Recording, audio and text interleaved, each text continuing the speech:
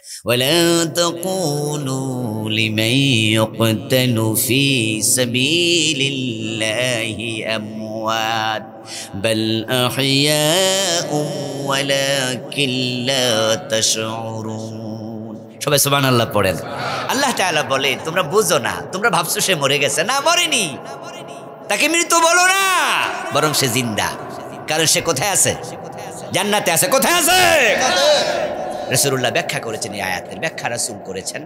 প্রিয় নবী সাল্লাল্লাহু আলাইহি সাল্লাম বলেন যে যখন কেউ শহীদ হয় ফেরেশতারা তার রূহটাকে ধরে। আমরা যখন মরি আমাদের রূহ বের হয়ে যায় না, শহীদদের রূহ বের হয়ে যায়, দেহ থেকে রূহ আলাদা হয়ে যায়। আমাদেরটাকে ধরে নিয়ে রেখে দেয় ইল্লিন অথবা সিজ্জিনে। ভালো মানুষ হলে ইল্লিন, খারাপ মানুষ হলে সিজ্জিন। আর শহীদদের রূহটাকে ধরে একটা জান্নাতি পাখির ভিতরে ঢুকে ডাইরেক্ট জান্নাতে ছেড়ে দেয়। ও প্রিয় ভাই, সেই সাহাবী যে সদ্য ঈমান আনলো, আজকে মুমিন হলো, ঈমানের উপরে মৃত্যুবরণ করার কারণে এই লোকটা জান্নাত পেয়ে গেল। শুধু ঈমান এত দামি জিনিস, এটা থাকলে জান্নাত। আচ্ছা, মা খাদিজা রাদিয়াল্লাহু তাআলা আনহা রাসূলুল্লাহর প্রথম স্ত্রী, আল্লাহর হাবিবের স্ত্রী খাদিজার ব্যাপারে আপনাদের কনসেপশনটা আমি একটু জানতে চাই। যারা বোঝেন তারা জবাব দিয়েন, ভুল দিলেও মাইন্ড করব না। খাদিজা কি জান্নাতি নাকি অন্য কিছু?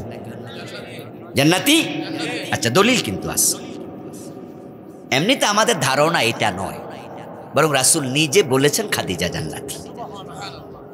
সরাসরি জান্নাত দুনিয়া থাকতে পাইছে, দুনিয়া থাকতে জান্নাত পাইছে এমন সাহাবী আছে না? কতজন? এই তো ভুল উত্তর দিলেন। ইয়েস, অসংখ্য অসংখ্য অসংখ্য। বাংলাদেশে এই কথাটা ভুল প্রচার হয়েছে। 10 জন হলো বিখ্যাত, যাদেরকে বলা হয় আশারা মুবাশশারা। আবু বকর গণেন, আপনি দেখবেন যে আমি বলি আবু বকর, ওমর, ওসমান, আলী, তলহা, জুবায়ের, সাদ বিন আবি ওয়াক্কাস, সাঈদ বিন যায়েদ, আব্দুর রহমান ইবনে আউফ, আবু উবাইদা ইবনুল জাররাহ রাদিয়াল্লাহু তাআলা আনহুম আজমাইন। এ হলো আশারা মুবাশশারা 10 জন। আচ্ছা, এর ভিতরে কি খাদিজার নাম আছে না? তো তাহলে 10 জন যে কোশ্চেন, উনি 11তম হয়ে গেল। আচ্ছা, হাসান হোসাইনের নাম কি 10-এর ভিতরে আছে? ইন্নাল হাসান ওয়াল হুসাইন সাইয়্যিদা শাবাবি আহলিল জান্নাহ। হাদিসে পাওয়া যায় হাসান হোসাইন শুধু জান্নাতি নয়, তারা জান্নাতের যুবকদের নেতা। লিল্লাহি তাকবীর। তাহলে কয়জন হয়ে গেল? লিল্লাহি তাকবীর, আল্লাহু আকবার। আচ্ছা, এখানে কি ফাতেমার নাম বলেছি? না। ফাতেমাতু সাইয়্যিদাতু নিসাই আহলিল জান্নাহ। ফাতেমা শুধু জান্নাতি নয়, জান্নাতের নারীদের নেত্রী। ইল্লা ইল্লা মারিয়াম ইবনাত ইমরান। ফাতেমা জান্নাতের সব নারীদের নেত্রী, তবে রাসূল বলে মারিয়াম ব্যতীত। সুবহানাল্লাহ। ঈসা আলাইহিস সালামের মার নাম কি ছিল? নাকি মরিয়ম? মরিয়ম না মারিয়াম? বাংলাদেশে এটা এসে কি হয়ে গেছে? বাংলাদেশে এখন মারিয়াম আর নাই, সব মরিয়ম বানায় ছেড়ে দিছে। কোরআনের শব্দ বিকৃত করা যাবে না। কোরআনের শব্দ কোরআনের জায়গায়, শব্দের জায়গায় রাখতে হবে। মারিয়াম, আপনার অনেকের মেয়ের নাম আছে, সংশোধন করবেন। আমরা দেখি যে আমাদের বাচ্চাদের যখন স্কুল মাদ্রাসায় পড়াই, অনেক মেয়ের নাম মরিয়ম। এই মরিয়ম কি গো? আল্লাহ কোরআনে মারিয়াম কতবার বলছে, এবং হযরত মারিয়ামের নামে আলাদা সূরা আছে না? আজীব তো, যেখানে সূরা পর্যন্ত আল্লাহ নাযিল করছে, এটার আমরা মরিয়ম বানাই ছেড়ে দিই। আমার বন্ধু, হযরত মারিয়াম আলাইহিস সালাম ব্যতীত সব নারীদের নেত্রী। একটি হাদিসে পাওয়া যায়, তো ফাতেমার নাম আসলো। মেরাজ থেকে ফিরে এসে রাসূলুল্লাহ বলে, বেলাল, আমি জান্নাতে ঢুকেছি, আমার আগে আগে তোমার পায়ের শব্দ শুনেছি। তো 10 জন আরো বাইরে গেল। রাসূলুল্লাহ বলছে, দাখালতুল জান্নাম ওয়া রাআইতু ফিহা উম্মু সুলাইম। আমি জান্নাতে ঢুকেছি মেরাজের রাতে, আনাসের মা উম্মে সুলাইম রে জান্নাতে গিয়ে দেখেছি। وقال النبي صلى الله عليه وسلم دخلت الجنة وسمعت فيها القرآن فقلت من هو؟ قال حارثة بن نعمان وكان بر الناس بأمه. قال النبي كذلكم البر كذلكم البر كذلكم البر আমি জান্নাতে ঢুকে দেখি একজন ব্যক্তি কোরআন পড়তেছে। আমি জিবরিলকে জিজ্ঞাসা করলাম, এই লোকটা কে? জিবরিল বলল, আপনার সাহাবী হারেসা ইবনে নুমান, অথচ সে তখনও মরে নাই, তিনি তখন জীবিত। রাসূল দুনিয়া এসে বলে, হারেসা, তোমার আমি জান্নাতে দেখে এসেছি, এমন কি নেক আমল করো? বলো, হুজুর আমার মায়ের খেদমতে আমি জীবন বাজি রেখে দিয়েছি। গোসল করতে পারে না, গোসল করাইয়া দেই। নিজে খাইতে পারে না, নিজ হাতে খাওয়াইয়া দেই। চুলগুলো আশ্রাইয়া দেই। আমার রাসূল 3 বার বললেন, কাযালিকুমুল বীর, এটাই তো বিররুল ওয়ালিদাইন। ও হারেসা, বুঝেছি মায়ের দোয়ায় দুনিয়ায় থাকতে জান্নাত পেয়ে গেছ।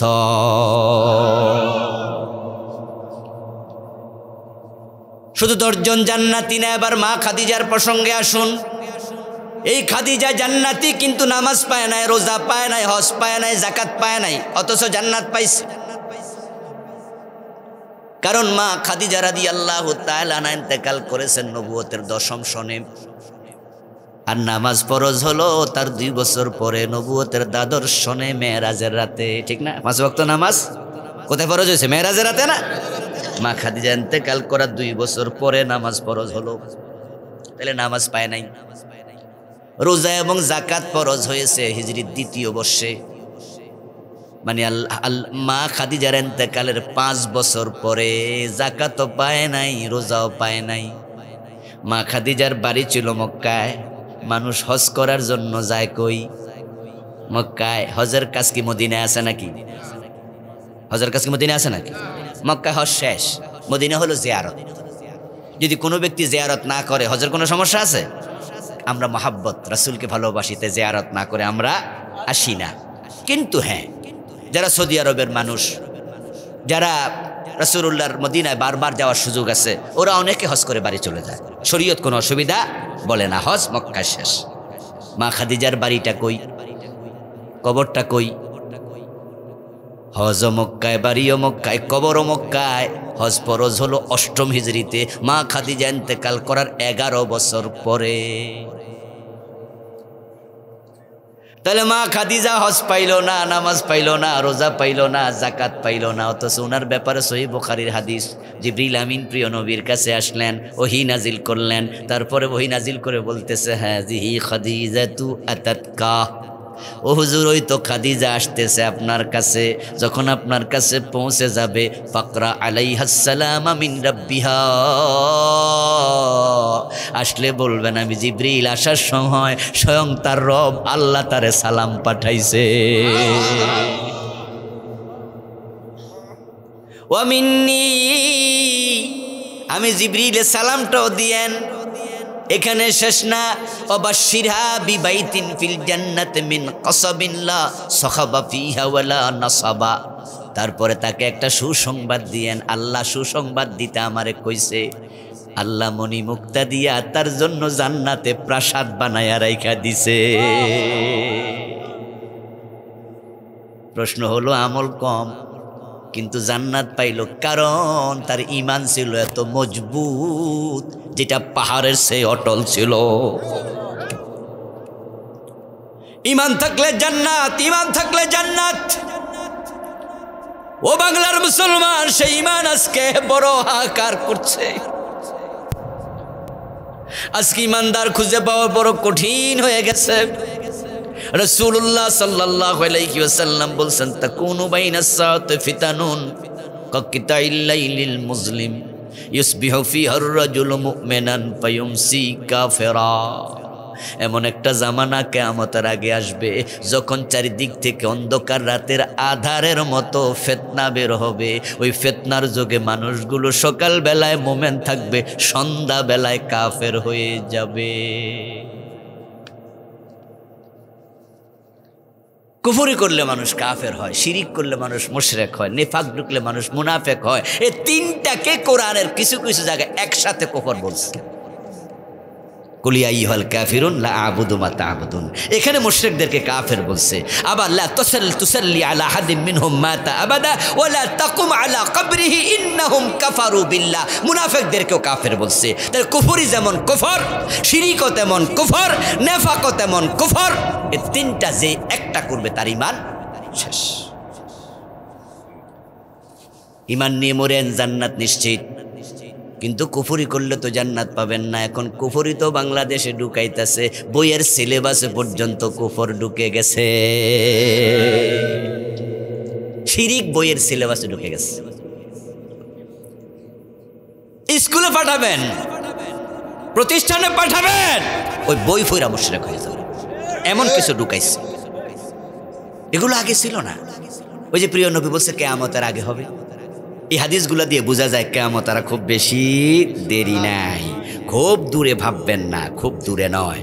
কিয়ামতের বড় আলামতগুলো যখনই প্রকাশিত হবে, হাদিসে পাওয়া যায় যদি কোনো আপনার মালা ছিঁড়ে গেলে, যেমন তাসবির দানাও তো মালার মতো নাকি, মালা ছিঁড়ে গেলে তার গোটাগুলো যেমন একটার পর একটা পড়তে থাকে, কিয়ামতের বড় আলামতগুলো যখন আসবে একটার পর একটা এসে যাবে।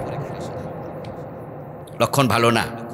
আখেরাত নিয়ে আমি গত নভেম্বরে একটি বই বের হয়েছে আমার, লিখেছি আমি, এটা 400 পৃষ্ঠার বই, আলহামদুলিল্লাহ। এটা আমি 550 হাদিস আনছি, 550 বেশি, 552-53টা আয়াত আনছি, 500-র উপরে। এটা লিখতে গিয়ে আমি তখন দেখলাম যে কিয়ামত নিয়ে তো লিখেছি, এটা তো আখেরাতের অংশ।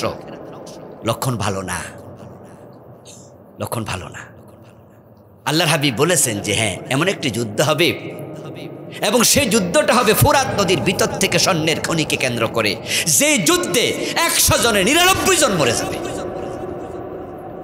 এটা নিয়ে আমি একটু গবেষণা করলাম যে ফোরাত নদী তো ইরাকে, ফোরাত নদী কোথায় নাকি ইরাকে তো নাকি? আচ্ছা, ইরাক বর্তমানে আমেরিকার দখলে নাই, জানেন তো? ইরাকটা সাদ্দামকে সরাইয়া ওখানে নেতৃত্ব কর্তৃত্ব কে দিচ্ছে? আমেরিকা, ফুতুল সরকার যারা আছে, এটা হলো আমেরিকার হাতের ফুতুল। অলরেডি আমেরিকার সৈন্য ইরাকটা দখল করে রাখছে। যদি ফোরাতের ভিতরে থেকে যখন চর গজাবে, সাগরে কি চর গজায়নি? নদীতে গজায়নি? আমাদের পদ্মা, যমুনা চর গজায়, ফোরাত থেকে চর গজায় উঠবে। ওই চরের মাঝে স্বর্ণের খনি পাওয়া যাবে। হাদিস আনছি আমি অনুবাদটা শোনাচ্ছি। আল্লাহর হাবিব সাল্লাল্লাহু আলাইহি ওয়াসাল্লাম ভবিষ্যৎবাণী করেছেন, যখন ফোরাতের ভিতরে সে স্বর্ণের খনি উঠবে, ও মুসলমান, লা তাখুযু মিনহু শাইআ, তোমরা দেখো মুসলমানেরা সেটা থেকে কিছু নিতে যেও না। এখন সেই স্বর্ণের খনি কি নিয়ে একটা বড় যুদ্ধ হবে। ওই যুদ্ধে যারাই লিপ্ত হবে সবাই ভাববে অন্যরা মরে যাক, আমি জিতে যাব, খনিটা আমার হবে। অথচ ওই যুদ্ধে যারা লিপ্ত হবে 199 জন মৃত্যুবরণ করবে। এর মানেটা কি? কোনো যুদ্ধ যখন হয় এত মানুষ কি কাটাকাটি করলে মরে নাকি? কাটাকাটি করলে তো এত মানুষ মরে না। এতে বোঝা যায় ওটাকে কেন্দ্র করে তৃতীয় বিশ্বযুদ্ধ হবে। আর তৃতীয় বিশ্বযুদ্ধ হয় সেটা হবে পরমাণু যুদ্ধ। আর পরমাণু যুদ্ধ ছাড়া এত মানুষ মরবে না। কারণ তলোয়ারের যুদ্ধ যদি হয়, পিস্তলের যুদ্ধ যদি হয়, তাহলে কিছু মানুষ পলায় টলায় বাঁচা যায়। কিন্তু পরমাণু যখন বিস্ফোরিত হবে একসাথে সব। আরেকটা হাদিস আমি এর সাপোর্টে পেয়েছি, সেটা হচ্ছে প্রিয় নবীজি বলেছেন যে ঈসা আলাইহিস সালাম যখন দাজ্জালকে হত্যা করবে, তখন হত্যা করবে যে জায়গায়, তার নাম বাবেলুত। কি নাম? বাবেলুত। আসমান থেকে নবী ঈসা নামবেন, ইমাম মাহদী আলাইহিস সালামের আত্মপ্রকাশ ঘটবে। ওনারা দুজনে মিলে দাজ্জালের বিরুদ্ধে যুদ্ধ করবে। দাজ্জাল ঈসার আগমনের সংবাদ শুনে পালাতে থাকবে, পলাইয়া বাবেলুত নামক জায়গা আত্মগোপন করবে। নবী ঈসা তাকে খুঁজে বের করবেন এবং সেখানে তাকে হত্যা করবেন। হত্যা করে বের হইয়া বাবেলুত থেকে তিনি বর্ষার আগার মাঝে দাজ্জালের গায়ে রক্ত লেগে আছে, মানুষকে দেখাবে, দেখো দাজ্জালরে আমি মারছি, তার রক্ত দেখো। এবং রক্তটা থাকবে বর্ষা নামক একটা জিনিস। বর্ষা বোঝেন তো? ডাল, তলোয়ার, বর্ষা। বর্ষা কিন্তু আরেকটা, ডাল রক্ষাকারী, তলোয়ার কোপ দেয়, আর বর্ষা হলো এরকম মারে, গাই মারে, গাই মারে, অনেকটা বল্লম টাইপের, বল্লম টাইপের, রুমহুন বলা হয় এটাকে, আরবিতে বলে রুমহ। ঈসা নবী হত্যা করে তার রুমহের মাঝে, বর্ষার আগার মাঝে রক্ত দেখাবে। এইটাই প্রমাণ করে তখন আর পিস্তলও থাকবে না। কারণ আল্লাহর হাবিব বলেছেন, যখন দাজ্জাল যখন আসবে তখন পৃথিবী যত ইহুদি থাকবে, ইহুদি সবগুলা দাজ্জালের অনুসারী হয়ে যাবে। নাউজুবিল্লাহ। আচ্ছা, এবার বলুন তো, বর্তমান ইহুদিদের হাতে কি পিস্তল নাই? পরমাণু বোমা নাই? ইহুদিদের হাতে আসেনি? এই যে ফিলিস্তিনে প্রতিদিন মারতাছে 3-4 মাস। আহারে কয় মাস হলো? আজকে কয় তারিখ? আহা, বরাবর 4 মাস, বরাবর আজকে 4 মাস হলো। অক্টোবরের 7 তারিখ শুরু, অক্টোবর, নভেম্বর, ডিসেম্বর, জানুয়ারি, ফেব্রুয়ারি, 4 মাস। আজকের ইনকালাব পত্রিকায় দেখলাম, অফিসে বসে একটু পড়লাম, আমার মাদ্রাসার অফিসে, ওখানে লিখলো ফিলিস্তিনে পর্যন্ত 27,000 মুসলমান মারা গেছে, তারা হত্যা করছে। False news, this is false news, fake news. কত গুণ 27 আল্লাহ ভালো জানে। কারণ 7 তারিখে যখন নতুন করে যুদ্ধের জাবানল শুরু হয়, 8, 9, 10 তারিখের দিকে তারা বিদ্যুতের কানেকশন কেটে দেয়, গ্যাসের সংযোগ বিচ্ছিন্ন করে দেয়, পানির লাইন কেটে দেয়, নেটওয়ার্ক বন্ধ করে দেয়। রাতের আধারে যখন 5 তলা 7 তলা বিল্ডিংয়ের উপরে বোম্বিং করে, একসাথে 5 তলা বিল্ডিংটা মাটির নিচে ধসে যায়, তখন সেই ঘরে কয়জন মানুষ ছিল হিসাবটা করলো কে? হাসপাতালে নিলে না বুঝতেন যে হাসপাতালে মারা গেছে এত, যেগুলো নিচে পড়ে মরে গেছে এইগুলো হিসাব করলো কেন?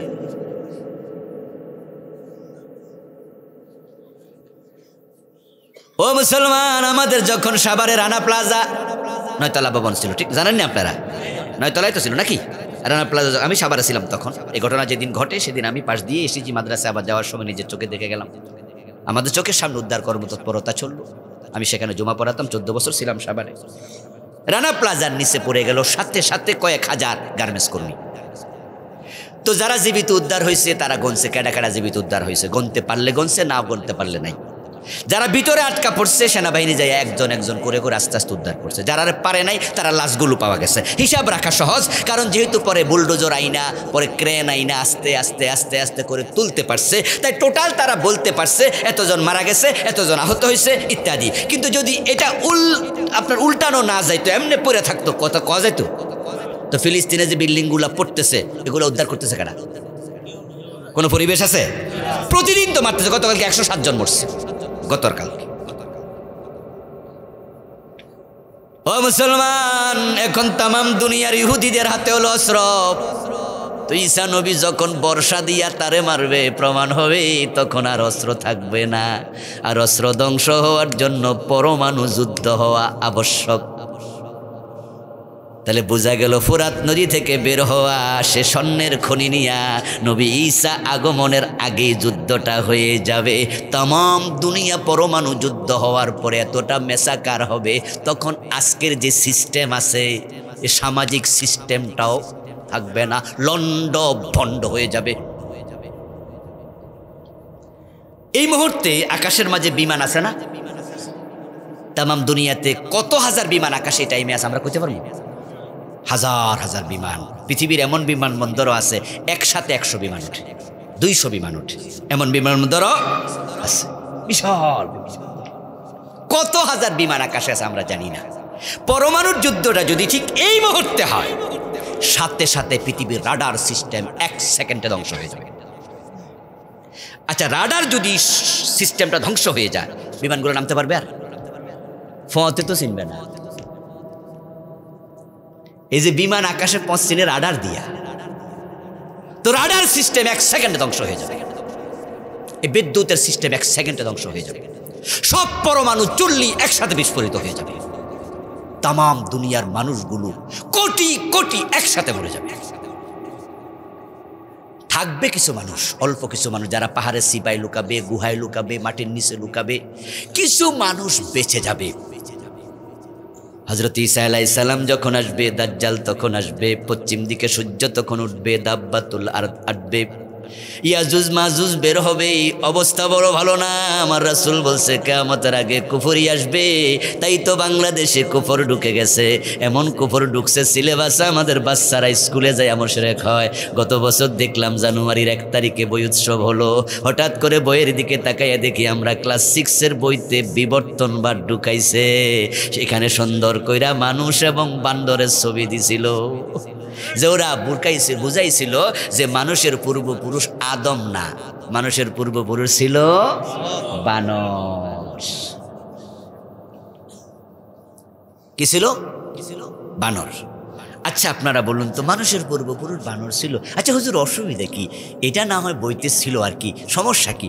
সমস্যা হলো এই তথ্যটা আল্লাহর কোরআনের পক্ষে না উল্টা। কোরআনে যা আছে তার বিপরীত চিন্তা করার নামই কুফর।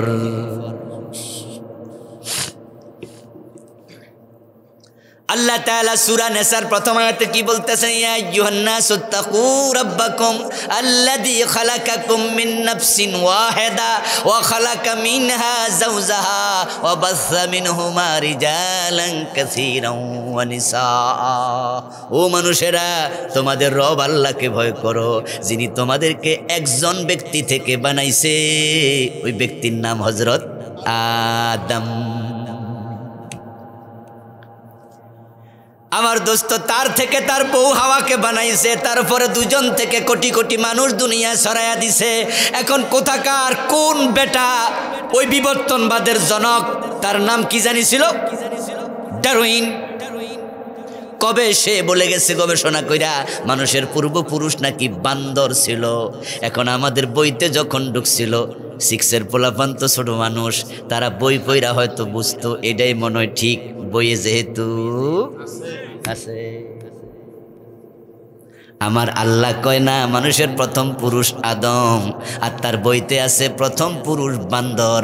যদি তারা বিশ্বাস করত, সাথে সাথে কোরআনের উল্টা আকীদার কারণে ঈমান শেষ হয়ে যেত। আমরা আলেম ওলামারা গত বছর এই টাইমে হইচই করলাম, পুরা জানুয়ারি মাস ওয়াজ করলাম যে বিবর্তনবাদ বাতিল করো, এটা কুফর, ঈমান বিধ্বংসী। আচ্ছা, যে বাচ্চাগুলো 6 বইতে এটা পড়তো, তারা কি পরের বছর 7 উঠতো না? ঈমান লইয়া উঠছে না হারাইয়া? এটা উঠতো না? 9 উঠতো না? এর পিছিয়ে দিয়ে 6 আবার হইতো না? তাহলে এরাই যখন মাস্টার্সে যেত, ক্লাস 6 থেকে MA পর্যন্ত 80 জন 90 জন এই দেশে কাফের হইত।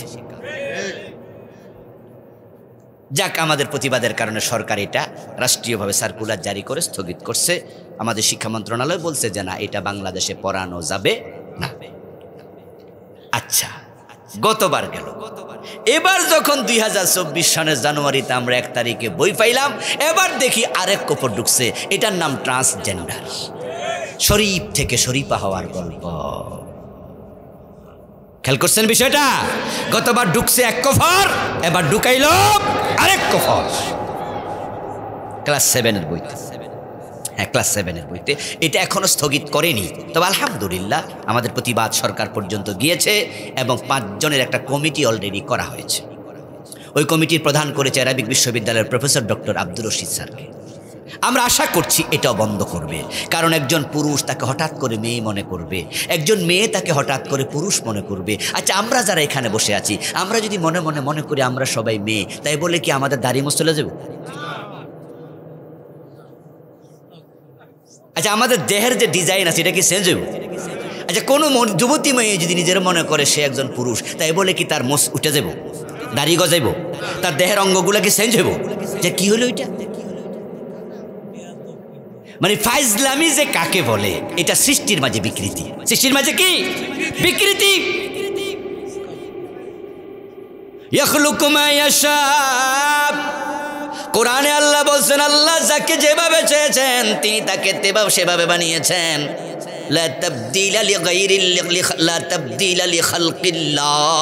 আল্লাহর সৃষ্টির মাঝে কোনো বিকৃতি সাধন করা যাবে না।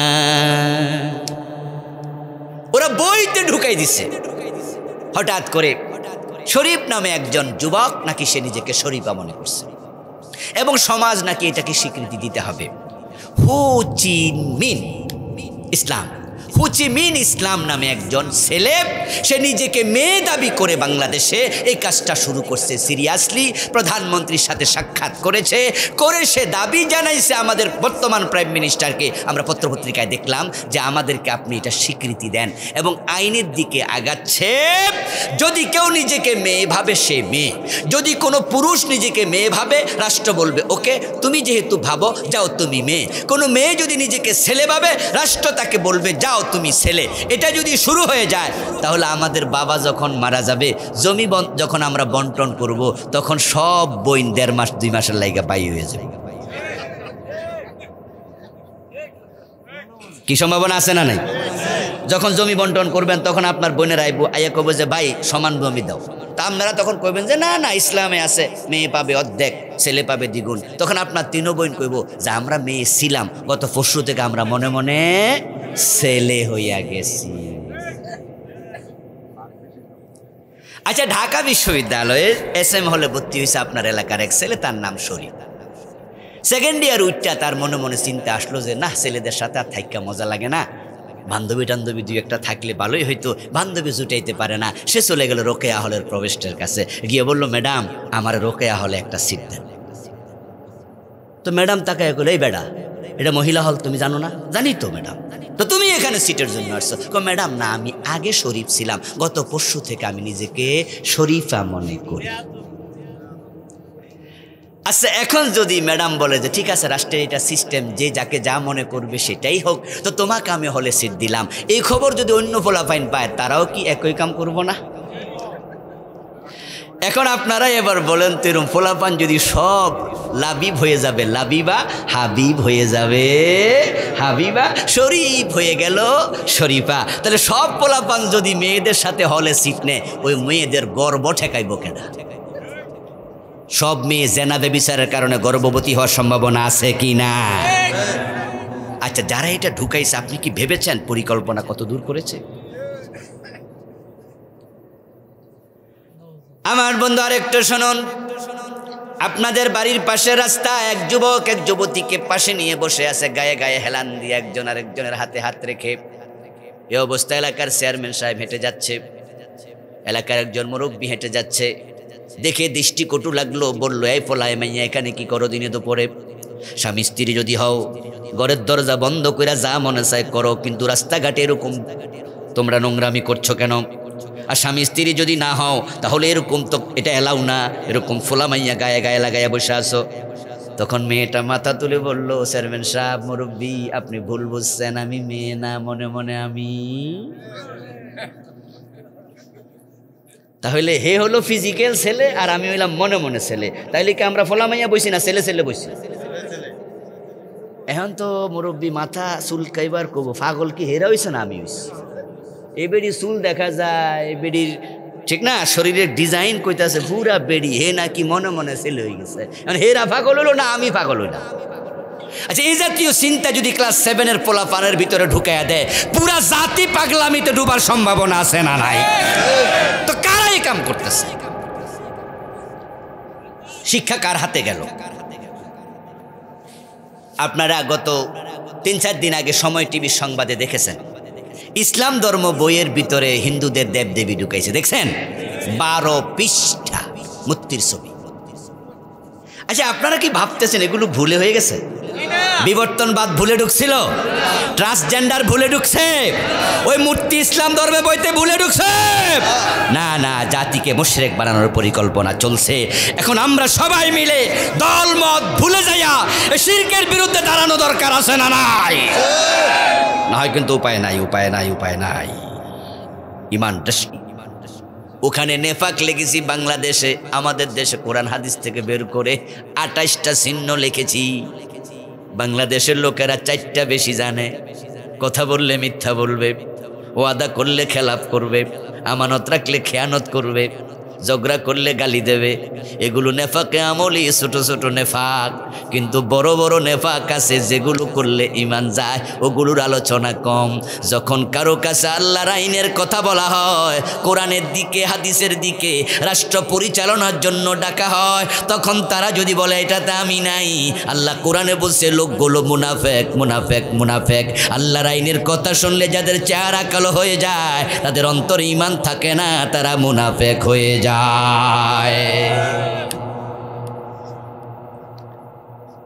আমার সামনে তো অনেকে আছেন মসজিদে গিয়ে আল্লাহকে মানবেন, কিন্তু আদালতে আল্লাহর আইন যে লাগবে এ বিষয়ে কথা কইলে আপনার আর মজা লাগবে না। ডান পা দিয়ে মসজিদে ঢুকবেন আপত্তি নাই, বাম পা দিয়ে বের হবেন আপত্তি নাই।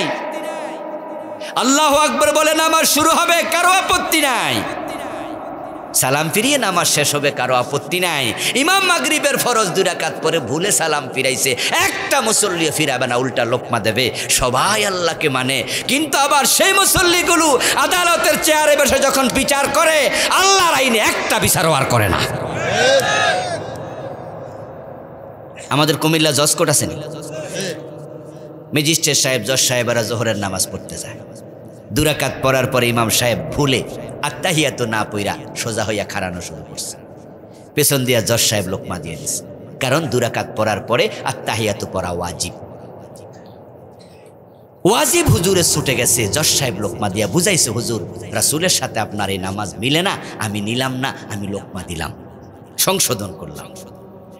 যখন হুজুর এবার ওনার লোকমা নিল, নামাজ শেষ করলো, এরপরে নামাজের পরে জজ সাহেব আদালতে বসলো। চুরির মামলার শুনানি চলছে।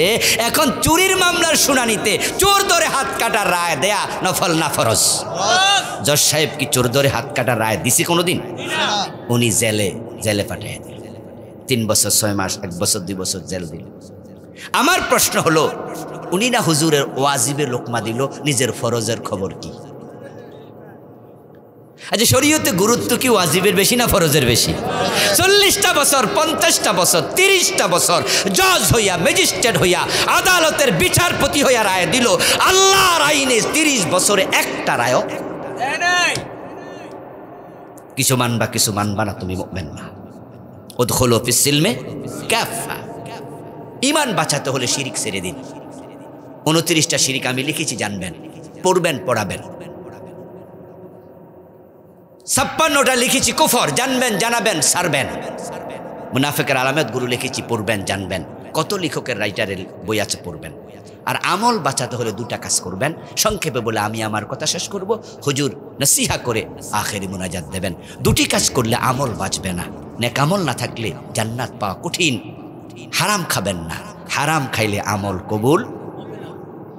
5 ওয়াক্ত নামাজ পড়ো, তো সুদে টাকা লাগায় এমন লোক কি আসেনি? আজকের মাহফিলে 2-1 জন 1 টাকা সুদ খেলে 36 বার জেনা হয়। মালাকালা দিরহাম রিবা ওয়া হুয়া ইয়ালাম আন্নাহু আশাদ্দু মিন 36 জিনা। প্রিয় নবীজির হাদিস, যে ব্যক্তি জেনে শুনে 1 টাকা সুদ খেলো, আমল নামায় 36 বার জেনার গুনাহ লিখে দেয়া হলো।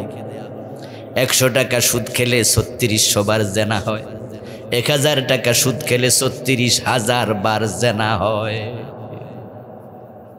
ও দোস্ত, জান্নাতে কেমনে যাইবা ভাবো। সুদ খেলে 73টা গুনাহ হয়। আইসারু আইয়ান কি হার রাজুল উম্মাহু। সবচেয়ে ছোট গুনাহটা হলো নিজের মায়ের সাথে জেনা করা। বিষ খাইতে খাইতে কেউ মারা গেলে আমরা বলি লোকটা হতভাগা, এমন গুনাহ করলো, তওবা করার সুযোগ আর পাইল না, মইরা গেল। ফাঁসিতে ঝুলে মারা গেলে আমরা বলি হতভাগা, এমন গুনাহ কইরা আত্মহত্যা কইরা মরলো, তওবা আর করতে পারলো না। ও বেটা, তওবা করতে পারলো না, বিষ খাইয়া মরলো, তওবা করতে পারলো না, ফাঁসিতে ঝুলে মরলো। আর আপনার সুদে টাকা লাগানো অবস্থায় যদি মৃত্যু হয়, মায়ের সাথে জেনা করতে করতে আপনার মৃত্যু হলো।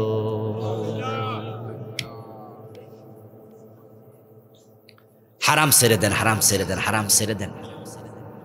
অফিসে ঘুষ খায়, ফাইল আটকাইয়া আটকাইয়া সিগনেচার করে, প্রতি সিগনেচারে 500,000।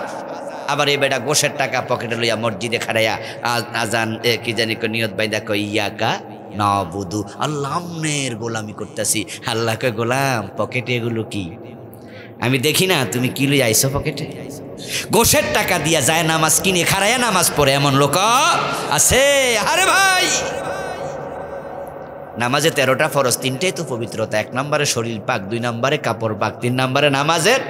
তো তুমি হারাম খাইলে শরীর পাক হইলো কেমনে? কাপড়ে হারাম থাকলে কাপড় পাক হইলো কেমনে? গোশের টাকা, সুদের টাকা দিয়ে যায় নামাজ কিনছো, মসজিদ বানাচ্ছে টাইলস দিয়া, আপনার মার্বেল পাথর দিয়া, গোশের টাকা, সুদের টাকা, সব নাফাক করে ছেড়ে দিতেছে। এই হলো একটা। আরেকটা হলো বেদাত করবেন না। বেদাত করলে আমল কবুল হবে না। বেদাতি রাসূলুল্লাহর শাফাত পাবে না। হাসরের ময়দানে বেদাতিকে আল্লাহর নবী সহকান সহকান বলে তাড়াইয়া দেবে। হাউজে কাউসারের পানি থেকে বেদাতিরা বঞ্চিত হবে। বাংলাদেশে আলেম ওলামারা বেদাত করে, সাধারণ মানুষের কথা বাদ দেন। ডজন ডজন বেদাত সমাজে ঢুকে গেছে। এ বিষয়ে আমার আলাদা লেখা বই আছে। 39টা লেখছি, বাংলাদেশ 38টা চলমান বাংলাদেশ। আপনি জানেন কি আপনি বেদাত করছেন? স্টাডি করেননি জানবেন না, স্টাডি করলে জানবেন বেদাত হচ্ছে এমন কোনো আমল করা যে আমল রাসূল করে নাই, সাহাবারা করে নাই। হাই হোসেন, হাই হোসেন যখন করে শিয়ারা, আমরা বলি এই মিয়া এইসব কেন করো, রাসূল করেনি, সাহাবারা করেনি। আবার আপনি যখন ইল্লাল্লাহ ইল্লাল্লাহ জিকির করেন, আমি বললাম যে ভাই আপনি যেটা করলেন রাসূল কি ইল্লাল্লাহ জিকির করেছে, সাহাবারা করেছে? একটা হাদিস প্লিজ। তখন বলে না ইল্লাল ইস্কির হাদিস তো আছে, হ্যাঁ অসুবিধা কি, মুস্তাসনা মিনহু তো আছে। তো আপনি না শিয়াদের ব্যাপারে বললেন রাসূল করেনি, সাহাবারা করেনি, হাই হোসেন করো কেন? তা আপনার তা আসলো কোত্থেকে? ইবাদত কি আপনি বানাবেন নাহু সরব দিয়া? আল্লাহর নবী দুজন সাহাবীকে আজান শিখিয়েছে, দুজন ছিল রাসূলের মুয়াজ্জিন, হযরত বেলাল, আবু মাহজুরা রাদিয়াল্লাহু তাআলা আনহুমা, দুইজনকে আজান শিখিয়েছেন আল্লাহু আকবার। আর আপনি আজানের আগে দুরূদ শরীফ ঢুকিয়ে দিলেন, আসসালাতু ওয়াসসালামু আলাইকা ইয়া রাসূলুল্লাহ। কি মজা! আমি বললাম দোস্ত এখানে দুরূদ তো হাদিসের কিতাবে পাই নাই। আপনি বললেন হুজুর অসুবিধা কি, দুরূদ শরীফ তো ভালো জিনিস। আমি বলবো তাই নাকি? তোমার যুক্তির নাম বুঝি ইসলাম হয়ে গেছে। আহা, কথা বলে নাই বাবা, কাউকে আঘাত দিয়ে কথা বলতে নাই। নো, আমরা কাউকে আঘাত দিতে আসিনি, জাস্ট চিন্তার জগতে একটু আলোড়ন তৈরি করা দরকার, ঠিক কি না? কারণ যারা করে তারা তো আমারই ভাই, তারা তো আমার ভাই। তার বাবা আদম, আমার বাবা আদম, সে আমার মুসলিম ভাই, সে কালেমাওয়ালা ভাই। আমি তাকে জাস্ট চিন্তার খোরাক দিচ্ছি যে আপনি রাসূলুল্লাহ করেনি। আচ্ছা রাসূলের সাহাবারা কি দুরুদের মর্ম বুঝতো না? আচ্ছা রাসূলুল্লাহ নিজে কি বুঝতেন না উনার প্রতি দুরুদ পড়লে কত ফজিলত? উনি আজানের আগে দুরুদ শিখালেন না কেন? বেলালকে শিখালেন আল্লাহু আকবার, আবু মাহজুরাকে শিখালেন আল্লাহু আকবার, তা আপনি দুরূদ শরীফ ঢুকালেন কেন? হ্যাঁ দুরূদ শরীফ ভালো জিনিস, যত বেদাত চলছে সমাজে সবগুলো ভালো জিনিস বলে বলেই ঢুকাইছে। সবাই যুক্তি দেবে, আচ্ছা অসুবিধা কি, ভালো তো। হ্যাঁ দোস্ত আমি আপনাকে বলছি, আপনারা যখন মাগরিবের নামাজ পড়েন, জোহর আসর পড়েন, 2 রাকাত পড়ার পরে আত্তাহিয়াতু শেষ কইরা কি দুরূদ শরীফ পড়েন? ওমা বলে না কথা। আবদুহু ওয়া রাসূলুহুর পরে কি আল্লাহুম্মা সাল্লি আলা পড়েন নাকি? হানাফি মাযহাবের ফতোয়া শুনুন।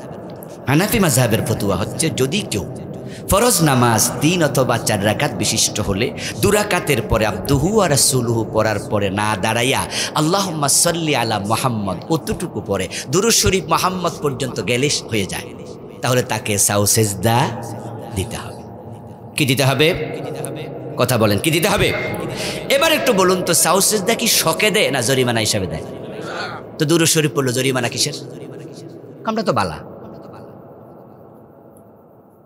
আরে আপনি আজানের আগে দুরূদ পড়ছেন, আপনি কোন অসুবিধা কি? পড়লাম, ভালো জিনিস তো। অথচ বেলাল কয়দিন পড়ছেন? হ্যাঁ যদি আপনি এমন হতো মাঝে মাঝে কখনো পড়তেন এবং এটা না পড়লে আপনি কিচ্ছু মনে করেন না, এটা অসুবিধা ছিল না। কিন্তু আপনি তো নিয়মিত সওয়াবের জন্য পড়তেছে, এটাকে ইবাদত বানায় আপনি ছেড়ে দিলেন। ইসলামে বিকৃতির অধিকার আপনাকে কে দিল? বেদাতের প্রবলেমটা কোথায়? বেদাতের প্রবলেমটা হলো, বেদাত যখন হবে আগাছার মতো, ক্ষেতের মাঝে আগাছা যদি জন্ম নেয় তাহলে মূল ফসলের ক্ষতি, নিশ্চিত ক্ষতি হবেই। এখন আগাছা যদি বেড়ে যায় তাহলে কিন্তু বিশাল মুসিবত। এমনও হতে পারে পুরা আগাছা ক্ষেতটা দখল করে। ইসলামের বয়স তো 1400 বছর পার হয়ে গেল রাসূল থেকে। যদি সবাই আমরা বলি দিই বেদাতের ব্যাপারে আমরা চুপ হয়ে যাই যে করুক না, অসুবিধা কি? তাহলে আমি 10টা বেদাত বানাইলাম, হুজুর 10টা বানাইলো, হুজুর 10টা বানাইলো, উনি 10টা বানাইলো, এরকম যদি চলতেই থাকে আজ থেকে 20 বছর পরে আমাদের পরবর্তী প্রজন্ম আসল ইসলাম কি খুঁজে পাইব? এই জন্য বেদাতের পরিণতি নিয়ে আমি লম্বা হাদিস একটা অংশ আনছি। আল্লাহর হাবিব বলছে যে ওই ব্যক্তির উপর আল্লাহর লানত যে ব্যক্তি বেদাত তৈরি করে। মানা হাদাসা আও আওয়া মুহদাসা ফাআলাইহি লানাতুল্লাহ ওয়াল মালাইকাতি ওয়ান নাসি আজমাইন।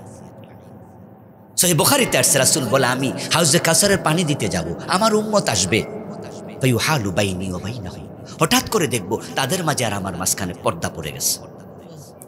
ফাকুলু ইন্নাহুম মিন্নি, আমি আওয়াজ করে বলবো কি হলো, পর্দাটা কেন পড়লো? ফেরেশতারা এসে বলবেন ইন্নাকা লা তাদরি মা হাদাসু বাদাক ফাকুলু সুকান লিমান গাজ্জারা বাদি। ফেরেশতারা বলবো নবী, যারা উম্মতের পরিচয় দিয়ে পানি পান করতে এসেছে হাউজে কাউসার থেকে, এগুলো সব বেদাতি বেদাতি। আপনি জানেন না ইন্নাকা লা তাদরি, আপনি জানেন না মা হাদাসু বাদাকা, আপনার তিরোদানের পরে তারা কত নতুন নতুন বেদাত বানাইছে। আল্লাহর হাবিব তখন বলতেছে আমি এটা শুনে বলবো সৌকান সৌকান লিমান গাইয়ারা বাদি, আমার পরে আমার ইসলামকে বিকৃত তুই কেন করলি? দূর হ দূর হ, তোর হাউজের পানি আমি দেব না, তোর সুপারিশ করবো না। হাল্লাত শাফাআতি লি উম্মতি ইল্লা সাহিবা বিদআ। রাসূলুল্লাহর ইসলাম পাহারা কে দেবে? আলেমরা দেবে, উম্মাহ দেবে। ইসলামে কিছু নতুন করে ঢুকবে না, ইসলাম থেকে কিছু বাহির হবে না। আজকে কত বিধান বাহির হয়ে গেছে। রাসূল বলে আমার মেয়ে ফাতেমা চুরি করলে আমি হাত কাটবো। 52 বছর বাংলাদেশ চালাইলাম, সোর হাত যে কাটে না এ নিয়ে হুজুরদেরও টেনশন নাই, স্যারদেরও টেনশন নাই, নামাজিরও টেনশন নাই। আল্লাহর নবীর বিধান তোমার কাছে এত হালকা হয়ে গেল। মদ পান করেছে হযরত ওমর রাদিয়াল্লাহু তাআলা আনহু ছেলে আবু শাহমাকে তিনি 80 বেত লাগাইছে। বাংলাদেশে মদ গাঁজা আসেনি, ইয়াবা হেরোইন আসেনি? আচ্ছা 80 বেত কদিন লাগাইছেন? একদিনও না। নামাজের ওয়াজ এত করলেন, রোজার ওয়াজ এত করলেন, ভালো নামাজ রোজার ওয়াজ তো করতেই হবে, কিন্তু হযরত ওমর যে নিজের ছেলেটাকে ছাড় দিল না, ওই মদ পান করলে 80 বেতের ওয়াজ কি জীবনে একদিনও করা উচিত ছিল না? গতকালকে কি পাইলেন পত্রিকায়? গত পরশুদিন কি পাইলেন? গতকালকের পত্রিকায় এসেছে সুবর্ণচরে মা মেয়েকে একসাথে দর্শন করেছে। গত পরশুদিনের পত্রিকায় এসে জাহাঙ্গীরনগর বিশ্ববিদ্যালয় স্বামীকে হলে বেঁধে রেখে 6 জন মিলে তার বউকে দর্শন করেছে। জেনার ব্যাপারে শরীয়তের মাসালা কি? অবিবাহিত হলে 100 বেত লাগাও, বিবাহিত হলে পাথর মেরে হত্যা করো। আচ্ছা বিধানগুলো কি 52 বছরে বাংলাদেশে আমরা মানছি? তো 52 বছর কি হিন্দু দেশ চালাইছে, বৌদ্ধ চালাইছে, ইহুদি খ্রিস্টান চালাইছে? প্রধানমন্ত্রী মুসলমান, প্রেসিডেন্ট মুসলমান, আমরা মুসলমান, আইনমন্ত্রী মুসলমান, আল্লাহর আইন রাসূলের আইন নাই, আর আপনি চুপ করে আছেন। আপনি ইসলামের পাহারাদারি করতেছেন। আচ্ছা আপনাদের কারো বাড়িতে যদি চোর ঢোকে মালামাল নিয়ে যায়, আপনি কি চুপ করে থাকবেন? এটা আপনার বাড়িতেও, তাই আপনার কষ্ট লাগবে।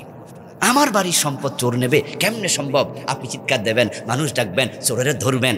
ইসলাম থেকে যখন চলে যায় কিছু, আপনি চুপ করে আছেন, কিছু বলেন না, প্রমাণ হলো ইসলাম আপনার আপন না। এই জন্য আল্লাহ তাআলা হাসরের দিন যখন বিচার করবে তখন আগে কলবটা দেখবে। ফালা ইয়ালামু ইযা বুসিরা মা ফিল কুবুর ওয়া হুসসিলা মা ফিস সুদূর। দেখবে কলবের খবর কি, কলবের খবর কি। ও কলবে দেখেছি এমন ওয়াজ করছো যে ওয়াজ করলে তোমার মাহফিল বন্ধ হবে না, এমন ওয়াজ করেছো যে ওয়াজ করলে তোমার খানকা বন্ধ হবে না, এমন ওয়াজ করেছো যে ওয়াজ করলে মাদ্রাসা বন্ধ হবে না, এমন ওয়াজ করেছো যে ওয়াজ করলে ইমামতিরা যাবে না। তুমি বুঝা শুনা ছালা কি করছো, এমন ওয়াজ করছো নেতা যেন মনে কষ্ট না নেয়। দুনিয়াদার ও মৌলবী। আমার রাসূল দাঁত দিয়েছে, সাহাবারা জীবন দিয়েছে, রক্ত দিয়েছে। হক কথা বলো। তোমার যদি হাদিয়া আসে, তোহফা আসে, আল্লাহর হাবিবের কাছে তো হাদিয়া তোহফাও আসে, আসে নাই? আবার পাথরও আসে, দুটাই আসবে। হক কথা বলে যাও, হাদিয়া আসলে ওয়েলকাম। হক কথার কারণে জেলখানা নেবে, খুশি মনে হাসতে হাসতে শুধু জেলে না, তোমাকে ফাঁসির মঞ্চ যেতে রাজি থাকা লাগবে। এটার নাম ইসলাম, এটার নাম ইসলাম। দুটাকে একসাথে বরণ করুন। আর আমরা সবাই যদি একটু দাঁড়ায় যেতে পারি, ইনশাআল্লাহ সমাজের পরিবর্তন হবে। এই যে গতবার আমরা যখন বিরোধিতা করছি বিবর্তনবাদ বাতিল হয়েছে, এবার ইনশাআল্লাহ ট্রান্সজেন্ডার বাতিল হবে। বাতিল যদি না হয়, কেমনে বাতিল করা লাগে বাংলার মুসলমানরা দেখায় দেবে ইনশাআল্লাহ। ওই যে ব্রাক বিশ্ববিদ্যালয়ের একজন প্রফেসর টিচার বৈশিষ্ট্য ছিল, পত্রপত্রিকায় দেশে দেখেছেন, সোশ্যাল মিডিয়া আসছে যে ওই 2-3টা পাতা মাহাত্মা বাসিফ সাহেব ছিঁড়ে ফেলেছে। উনি ছিঁড়ে বলছে বাংলাদেশের ছেলেদেরকে আপনার কাফের হতে আমরা দিতে পারি না, ছিঁড়ে ফেলতে হবে। সরকার যদি এগুলোকে অমিট না করে, ইনশাআল্লাহ আমরাও ট্রান্সজেন্ডার ছিঁড়তে শুরু করে দেব। ওই পাতা বাংলাদেশের বইতে থাকবে না। আমরা আশা করি ইনশাআল্লাহ এর পরিবর্তন হবে। সরকার যেহেতু কমিটি করেছে, কমিটি প্রস্তাবনা দেবে, কিন্তু একটা জায়গায় আমাদের কথা থেকে যাবে আর কি, সেটা হলো এবার যদি এটা স্থগিত করে, আগামীবার তো আর একটা ঢুকাইব। শয়তান তো আর বসে নাই, আর একটা কপড় ঢুকানোর সম্ভাবনা আছে না? কিন্তু যদি যারা এই কামটা করছে ওরা জেলে ঢুকাই দিত 6 মাস, এই কাম ক্যান করলা 3 মাস জেল খাটো, এবং এই বই পরিবর্তন করতে যে টাকা লাগে তোমরা জরিমানা দাও। ঠেলার নাম বাবাজি। ওদেরকে যদি জেলে দেয়া হতো, জরিমানা করা হতো, সামনের বছর কুফরি ঢুকানোর সাহস আর করতো না। এজন্য আমাদের দাবি থাকবে প্রশাসনের কাছে, রাষ্ট্রের কাছে, এই অন্যায়গুলো যারা করছে, অবমান কাল ধরে চলে আসা বাংলাদেশের যে সংস্কৃতি সভ্যতা, এটাকে বিধ্বংস করার জন্য যারা হাত ঢুকাইছে শিক্ষা ব্যবস্থায়, ওদেরকে বিচারের আওতায় আনতে হবে।